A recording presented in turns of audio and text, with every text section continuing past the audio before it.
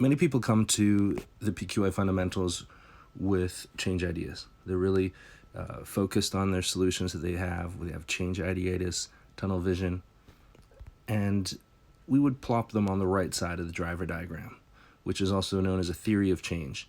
And the change is that you're trying to get to this. You're trying to get an aim that solves a particular problem.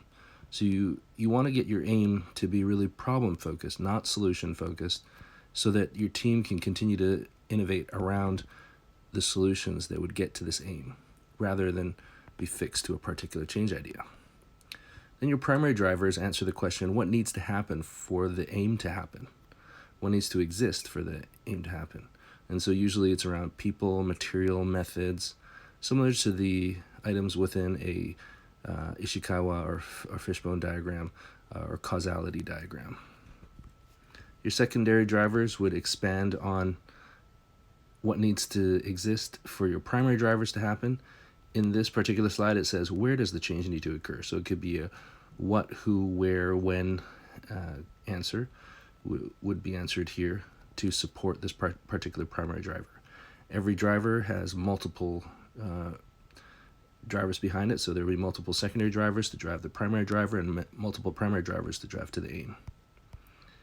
And then, of course, the change ideas, which is where our PDSA's cycles will revolve around in order to get us to fulfill some of these driver in support of some of these secondary drivers, which go to primary drivers. In real theories of change and in really fully fleshed out theories of change diagrams, you can have multiple drivers. It can go secondary, tertiary, quaternary, however many you really want. And your aim can actually be a sub-aim of a much larger global aim within your health system. And hopefully that's the case, because that would indicate alignment between the aim of your particular project and the priorities of your healthcare organization. This is the example we have in the fixed slide deck for fundamentals, and it doesn't really follow what I find to be the best value that we can have when creating a driver diagram.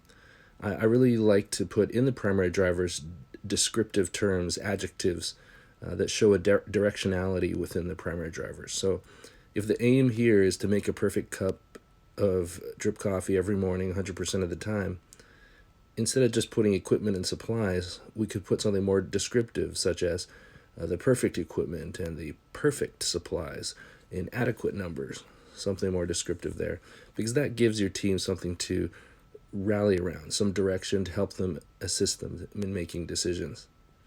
And then the secondary drivers for something like that would be like coffee maker has been well maintained and fully functional.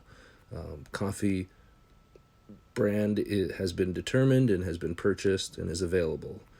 Filters are available in inventory and are clean and ready to go, for example. So that's an example of some much more descriptive driver descriptors that would give your team a vivid vision to rally around, which allows them to be more innovative and flexible in their creation of different change ideas. And innovation is the name of the game when you're trying to save money and get to an aim.